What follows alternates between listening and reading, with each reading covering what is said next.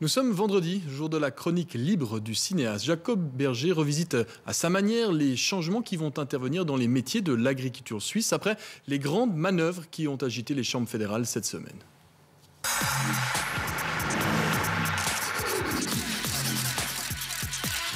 Le national débattait de la politique agricole. Cette semaine, la Suisse a décidé d'arrêter de subventionner ses vaches. Eh oui, trop de lait, trop de viande, trop de vin d'ailleurs aussi, trop de céréales, trop de tout en fait. C'est devenu carrément ringard de produire de simples biens de consommation comme la bière, le lait ou l'acier. Ça n'intéresse plus personne. D'ailleurs, si notre beau pays n'avait pas à ce point la vénération de ces montagnes, il y a bien longtemps que nos paysans auraient rejoint les cohortes de chômeurs, de cardinal, Suisse métal et autres tornos. Seulement voilà, il se trouve que la Suisse tient à ses paysans. Pas parce qu'elle les aime particulièrement, non, mais parce qu'ils sont les gardiens d'une représentation. D'une marque de fabrique autour de laquelle tous nous nous retrouvons. Le paysan est à la Suisse ce que le cow-boy est au Texas, le torero à l'Espagne, le moudjahidine à l'Afghanistan et le gondolier à Venise.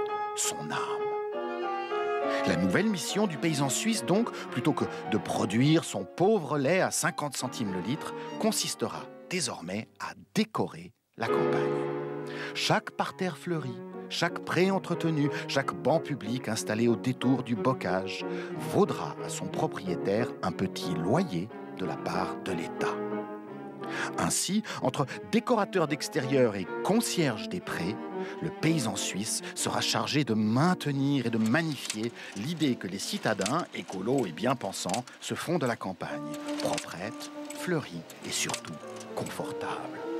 Fini les vulgaires biens de consommation, produisons une idée, un magnifique concept marketing, le pays de oui-oui, grandeur, nature.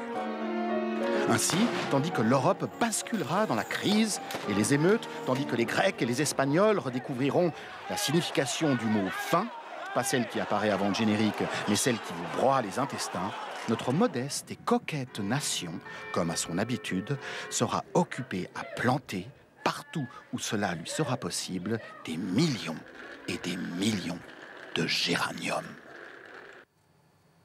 Et avant de refermer ce journal, je vous rappelle